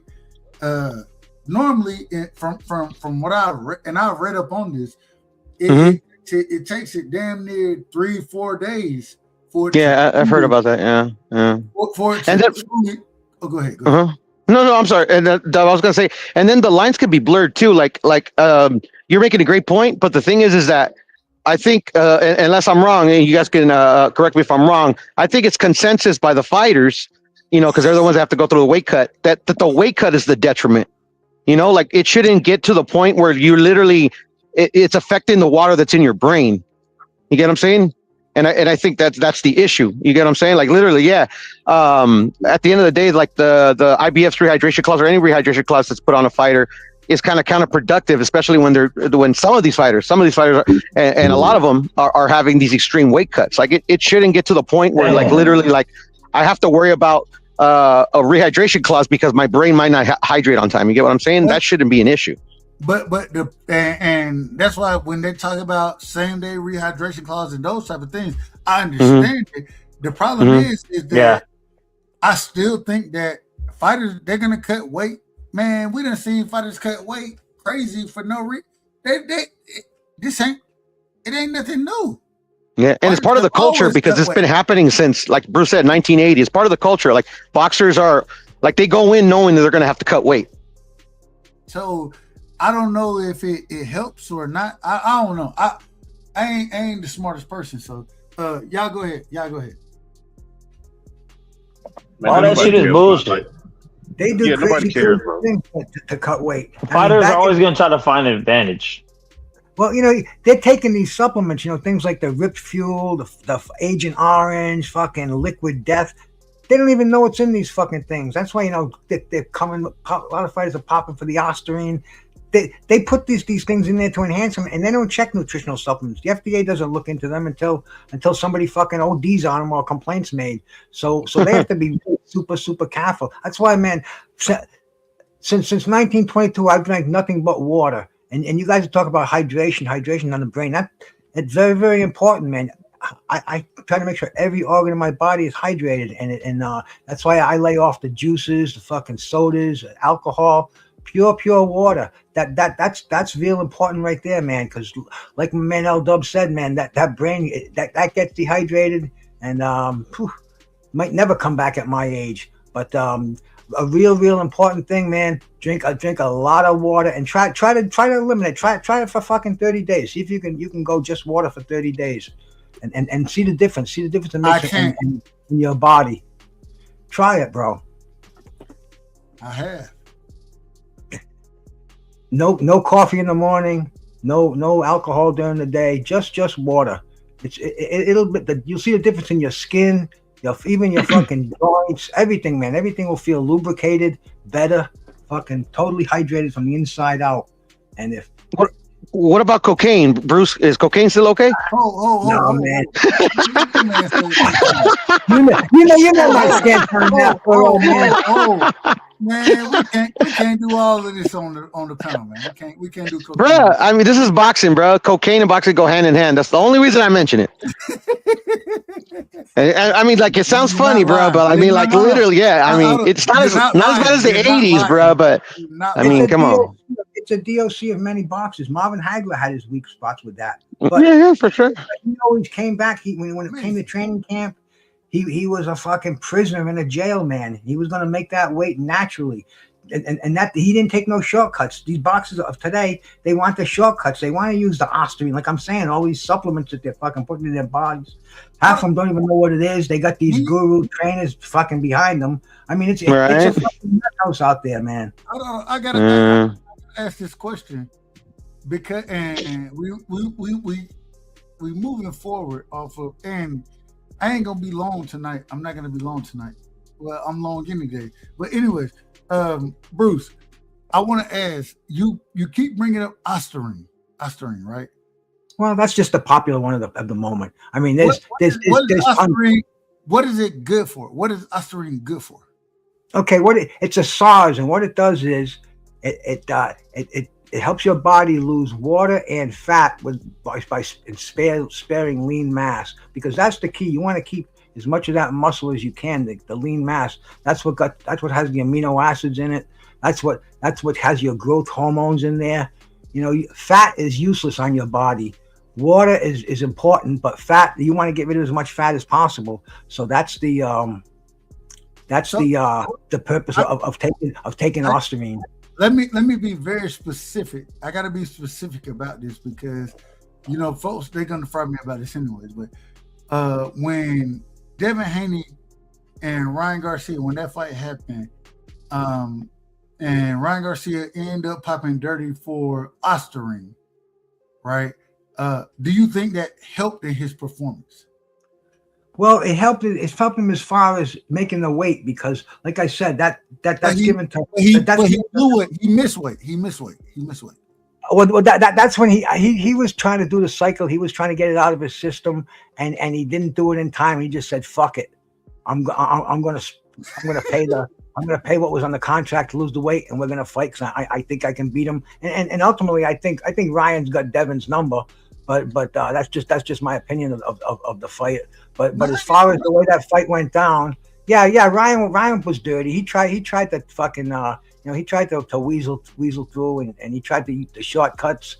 He tried to flush his system. It didn't work. He got caught, and boom, let him fight again, man. Let's see what happens. I'd love to see that rematch. To me, that's the most exciting fight on the horizon in boxing, man. Hey, real quick. And hold on, real no, you got it, man. No, I gotta say, in my personal opinion, you know I'm a Devin Haney fan, right? Man, you got to get that back in blood, don't you? You got to get that back in blood. Oh, yeah. Oh, we all want it. I don't care who you're a fan of, man. That fight deserves a rematch. We need to see it. I agree 100%. Y'all go ahead. Yeah, and like first before I forget, in terms of performance, I don't think it did because Ryan looks like shit. So I mean, so in terms of performance, no, I don't think it helped him. I agree, 100% agree with Bruce Gass that in terms of weight, like obviously he blew the weight, but like literally he was trying to make it because it ended up costing him a lot of money, right? He had to pay Devin Haney for I don't know how much money to because he came over and he. As much money as that motherfucker excuse my language, that motherfucker has, like nobody likes to just give money away, you know. But if he truly didn't care about the money, he wouldn't have took the Oscar in the first place, right? If you choose to believe that he did it for the weight cut.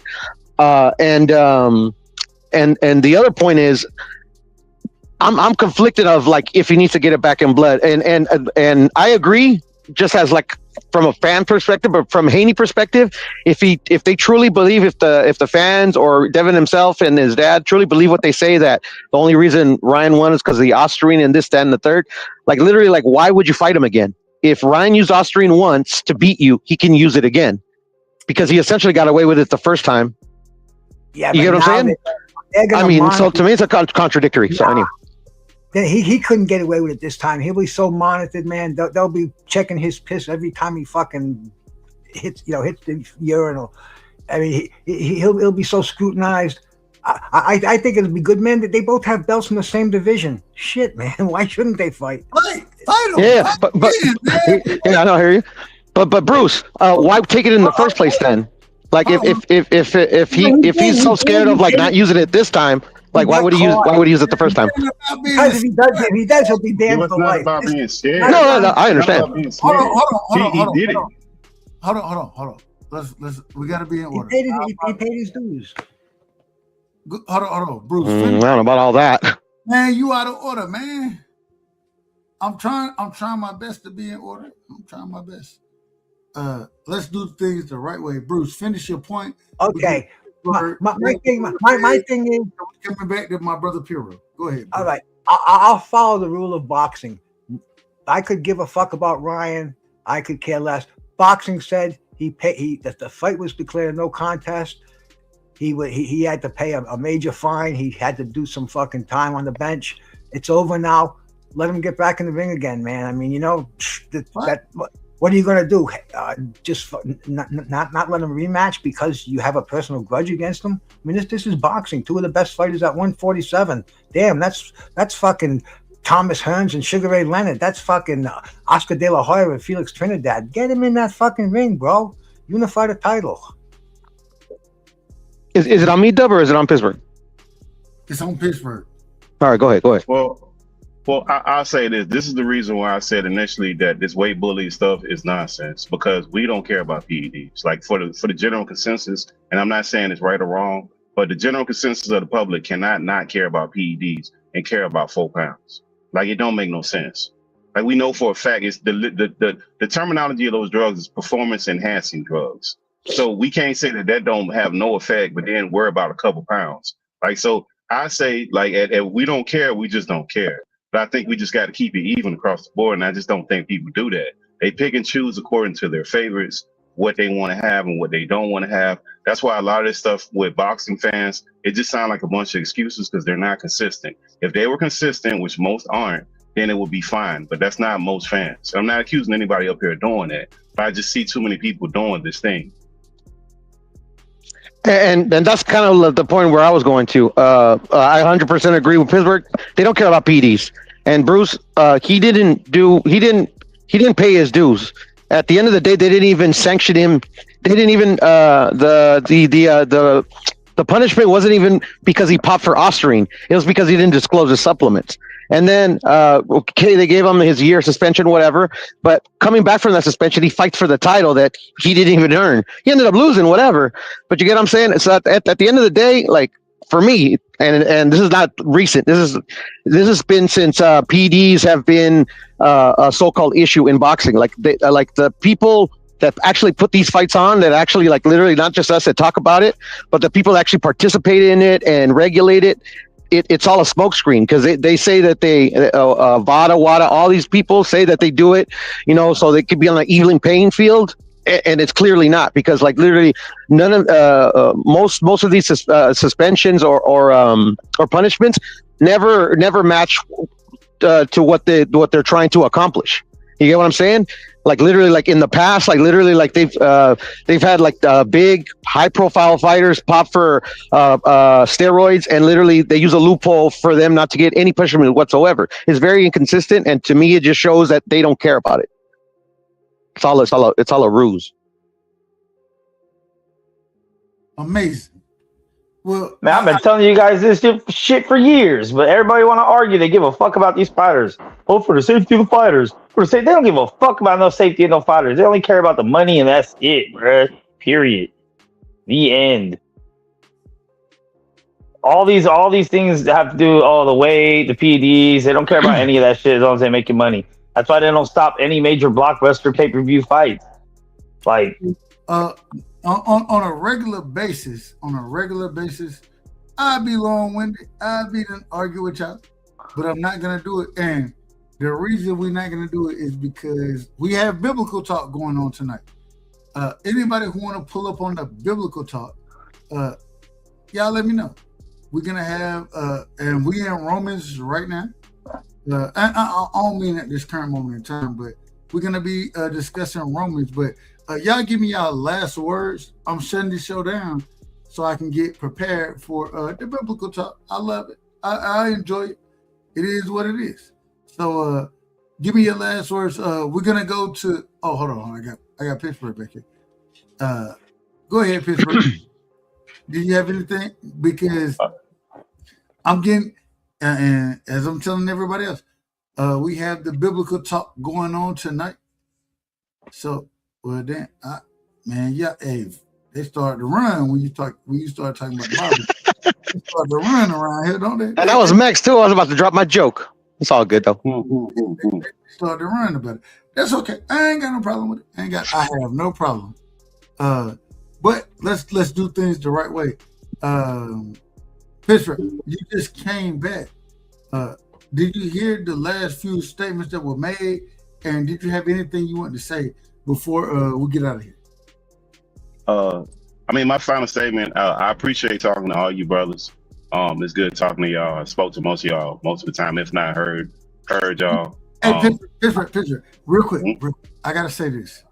So if y'all don't know, I'm working on it. It don't always work the way that my mind wanted to work, but we're gonna have another show, and we're gonna be talking about extraterrestrials. Supposedly, that's what they call them these days. But we're gonna be talking about aliens. We're gonna be talking about all this stuff. But Pittsburgh, man. Go ahead. And you know, I'm with it, bro. I'm with that. You know, I'm with that. You already know. I have so many things I truly want to say, but I don't want to be out of order. I want to be in order. So I gotta calm myself down sometimes. Go ahead, brother. But as far as this topic goes, man, I just think, man, look, basketball fans and boxing fans, they are some of the worst. That they run their own their most famous athletes. They run them in the ground. They talk crazy about them. They do like these minuscule things that they have problems with. I don't understand basketball and boxing fans. I put them in the same bucket because they do the same thing. It's kind of crazy, some of the stuff they do. I just think people need to be more consistent. I'm glad that Bruce came up here and explained a lot of the rules and how some of this stuff works. Yeah, I appreciate the opportunity to do it. I just think that the whole thing is nonsense with the weight bullying, because you can't even say that the person is putting on weight that they actually have an advantage. Nobody can say that. And if anything, they have a disadvantage because they got all this water weight that they ballooned up in 24 hours, that they just slapped all this weight on. So I don't even see how that, it could be for some, but I would imagine for most, that's not going to be an advantage. I appreciate all you fellas up there, man. It's good talking to you. Hey, we will be live again, probably tomorrow. I don't know for a fact, but probably tomorrow, because it's some nonsense of boxing going on. But let me get your last words. My last words. Thank you for having me, Dub. Yeah, it's a good discussion, bro, and especially like like we had a good panel, bro. Not a lot of like no nonsense. No nonsense, a lot of no copium and stuff like that. Like literally like Hero. Yes, sir. Me and you both done been on that panel with the nonsense. We done both been there. Man, and I love the nonsense. Don't get me wrong, bro. But like, I mean, you at least gotta you gotta make me. I gotta be entertained. You know, you can't just be cringy all the time. But anyways, no, this wasn't cringy at all. This was no, it wasn't. That wasn't. That's what I'm saying. You know, sometimes like it's like that's what the people want and stuff like that. But you know me. I appreciate the boxing when it gets down to brass tacks boxing talk. And I'm gonna end it like this. Dub, do you like 90s rock and roll, like a garage band at all? Do you know any have you ever heard of The Offspring? Let's just cut to the chase. No. Okay. Well, anyways. Check this song out, and you're gonna laugh because, like, Mex. Hold on. You know one of the greatest songs that I know. One of the greatest. A song that I grew up on. Right? Yeah, talk to me. Most folks they don't know nothing about it. Garth Brooks. Garth Brooks. Which one? Garth Brooks? Yeah, absolutely. Yeah, no, I love Garth Brooks. Yeah. What is it called? Is it Thunder Rolls? I think it's When the Thunder Rolls.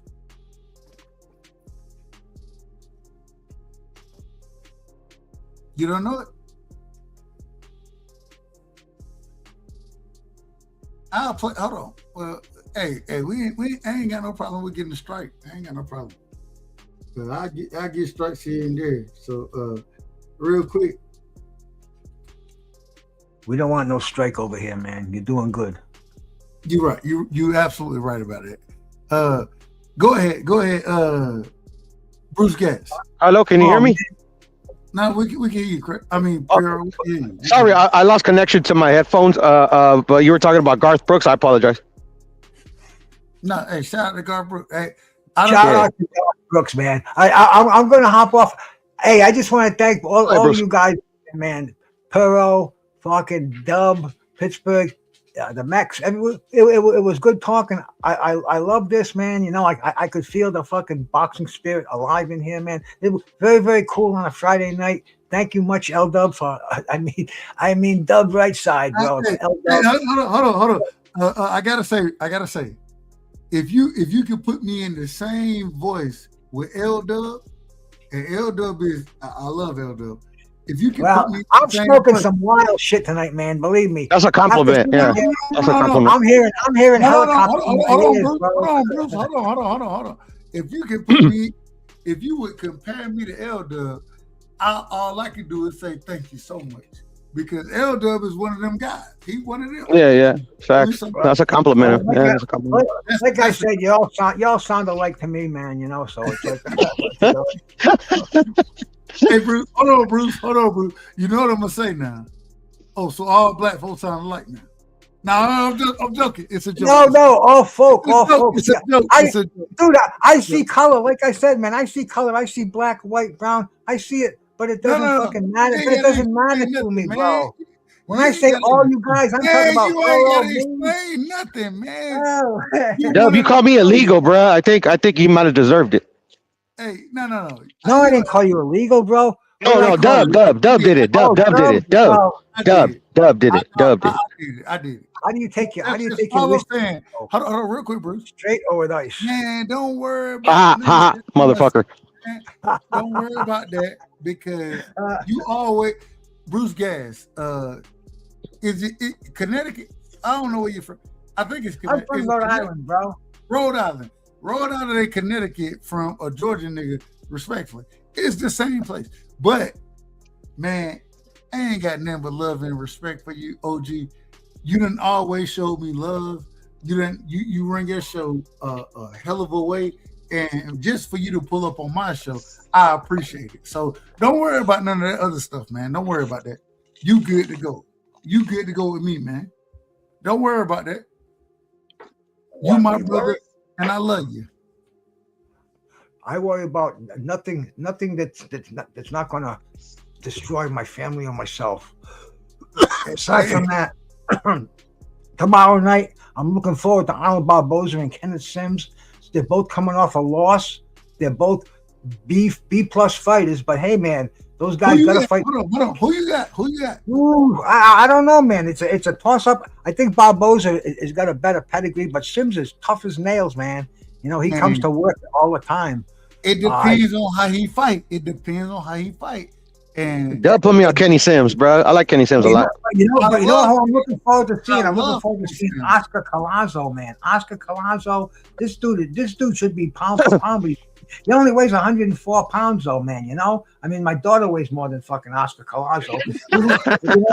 Yeah, but forget that pound for pound, bro. Like the pound for pound has become like a joke, bro, in my opinion. But anyways, I let it digress. I digress. But he's a little pit bull, and he's taking on some dude. I saw the guy today. Good fighter. Tattoo on the chest, and I can't wait to see that fight. And I'm not big on women boxing, but Gabriel Fedora's fighting, man. She's entertaining. Yeah, she's fighting. Yeah, man. Yeah. And who else is on there? Jojo Diaz and Alex Rocha, man. Jojo, yeah. Man, and there's a good fight that's actually happening right now. So when I get off, I'm gonna watch it because I got money on it. Real quick tonight. I don't know if we're gonna be able to catch it. Well, we're gonna catch it. But shout out to my brother, Nazi. Goddamn. I can't even call his name right now. Think of Devin, it'll come. Go ahead, y'all go ahead. Man, I'm out of order, man. I'm out of order. Nah, but Dev, I'm gonna hop off though, real quick. But real quick, remember I was telling you that Mex is like a walking cliche. If you can remember, but I'll text it to you.